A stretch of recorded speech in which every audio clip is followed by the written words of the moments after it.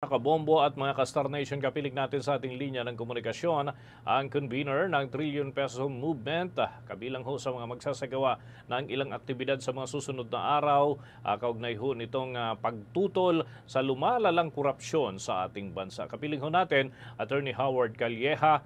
Magandang umaga po sa inyo, si Bombo Dennis Hamito po ito. Together with me, si Bombo Everly Rico.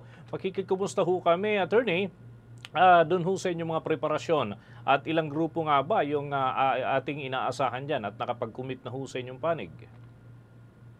Opo, yung kasama po natin lahat sa 21, andiyan po sila at lumalakas po yung ating hanay. Sabi ko nga, yung iba pang grupo na kasi yung hinanda po natin noong September 21, 10 days lang. So hindi natin na-inform lahat ng ating mga kasamahan. So ngayon, nagkaroon tayo ng malaking palugit na panahon.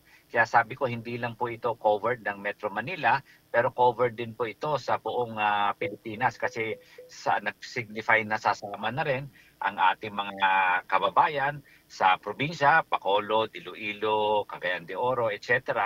na sila po ay makikibahagi sa ating pagtitipon sa November 30, bagamat doon sa kanilang lugar. So magiging simultaneous po ito all around the Philippines.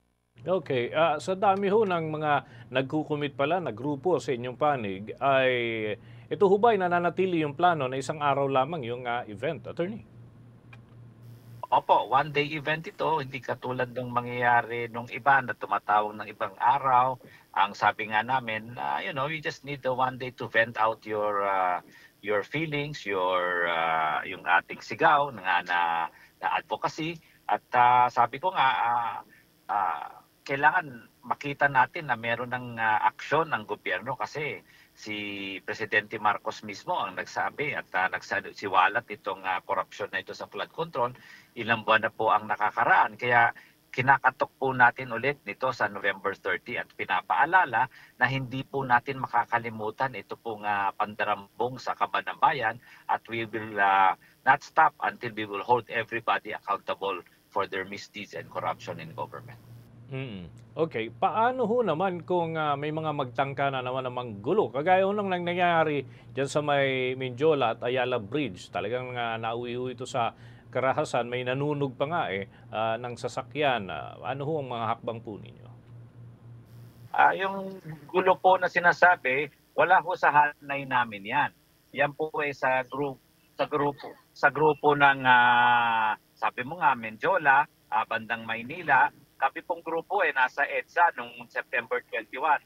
At kung ano mang grupo yung sumama doon sa Menjola, wala ho kaming kapahagi diyan at kaya nga sabi namin sa aming pagmo-monitor, sa aming coordination with PNP, MMDA, at sa local government, peaceful naman po ang naganap naming pagtitipon noong September 21 sa People Power Monument sa EDSA. Kaya yan po uulitin namin at sabi ko nga, yung aming pagmomonitor tuloy-tuloy at sisiguraduhin namin na tulad nung September 21 na yung aming pagtitipon, yung aming rally will be peaceful at hindi po mahaluan ng kahit na sinong hindi kanais-nais.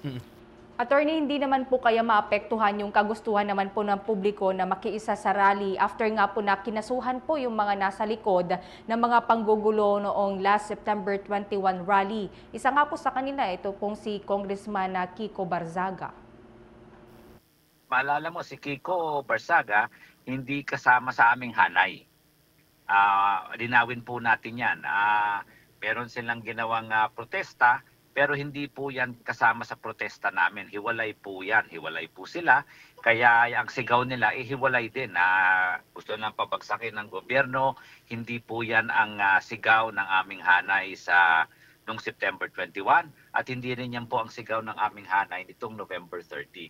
Pagamat ang aming laban laban sa korupsyon at amang isinusulong ay accountability, transparency, and good governance, hindi po kami humihiling ng palitan o mag-resign si presidente o kung sino mang opisyal ng gobyerno. Ang gusto namin makita kung sino man ang mga kailangan managot, kung sino ang mga nangulimbat, nagnakaw sa pera ng bayan, kung sino man sila, kapatid, kamag-anak, kaibigan, sila ay dapat, sabi nga natin, ikulong, hold accountable at wala dapat sinisino at wala dapat pinipili. Maalala Sa attorney, mga ilang araw na lamang po bago nga po itong November 30 rally, which is sa linggo na ito, ano naman po yung mga paghahanda po ninyo sa ngayon?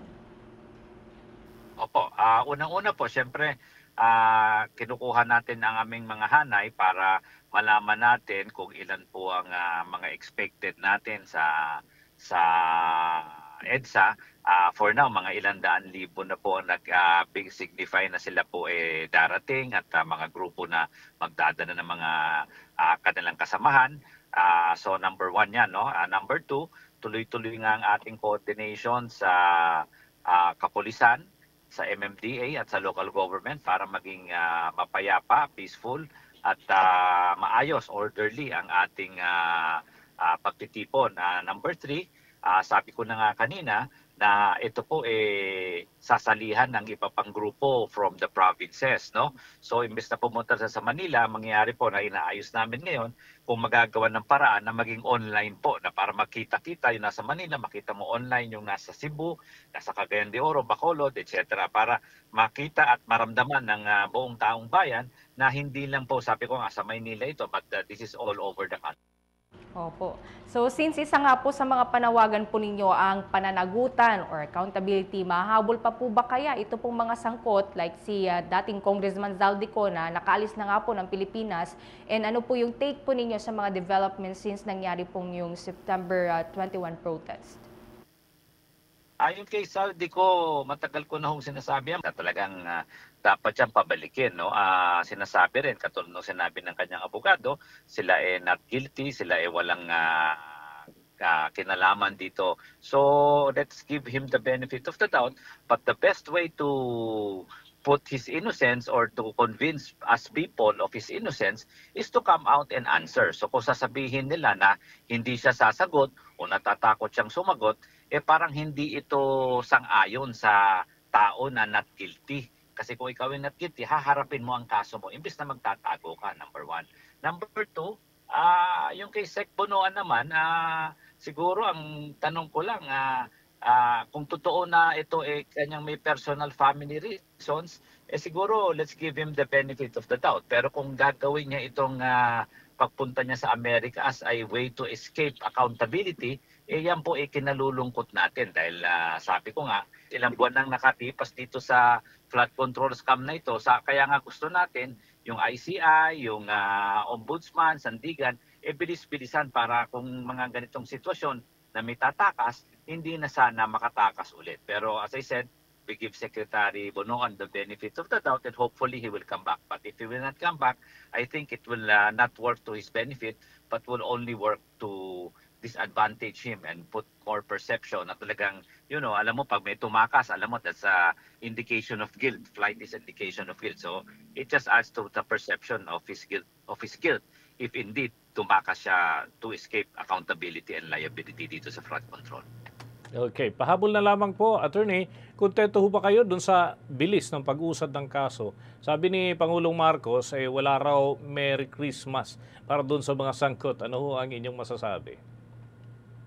Magandang balita yan, although sabi ko nga, pwede naman nilang bilis-bilisan. Bakit mag-aantay pa tayo ng Christmas, di ba? Pwede na silang magsimula sa kulungan itong November. Bakit pa natin naantayan? So sana, that's why we're saying, kailangan tutukan. That's why kami po sa trillion peso movement talagang tuloy-tuloy ang ating pagkalampag para talagang tutukan ito na hindi sila makatakas this time, no? Talagang sisingilin natin sila sa kanilang kasalanan sa taong bayan. Number 1. Number 2, kaya nga gusto natin na sana maging talagang yung call ni Presidente BBM for na malinis itong kanyang corruption. Sana nga hindi lang lip service, pakita niya na talagang may aksyon na magawa. So talaga kung makita natin na may makulong, mas maganda yan na talagang yung kanyang lip service puts into action. But more than anything, paalala ko lang, yung pakulong is only one step. The other step is yung restitution, meaning ibalik yung perang kinulimbat at ninakaw. At finally, hindi lang sila makulong, Bombo Genesis, but makonvict with certainty. Ibig sabihin, yung kanilang kaso, later on, hindi sila mapawalang sala, pero sila ay talagang managot at makonvict at found guilty ng kanilang pagtadarambong sa kaban ng bayan. Okay, with that, maraming salamat po, Attorney Howie, dito ho sa mga impormasyon na ibahagi po ninyo sa ating mga taga-subaybay. Mga kabombo, mga ka-Star Nation, nakapanayan po natin si Attorney Howard Calleja, convener ng Trillion Peso Movement, kaugnay ho ng kanilang mga preparasyon para dito sa kanilang malaking aktibidad sa darating na 30 ng Nobyembre. For the most trusted source of news and information, visit our website at www.bomboradio.com. Follow us on Bombo Radio mobile app, Facebook, YouTube, TikTok, and X, formerly Twitter. Like, share, and stay connected. Anytime, anywhere.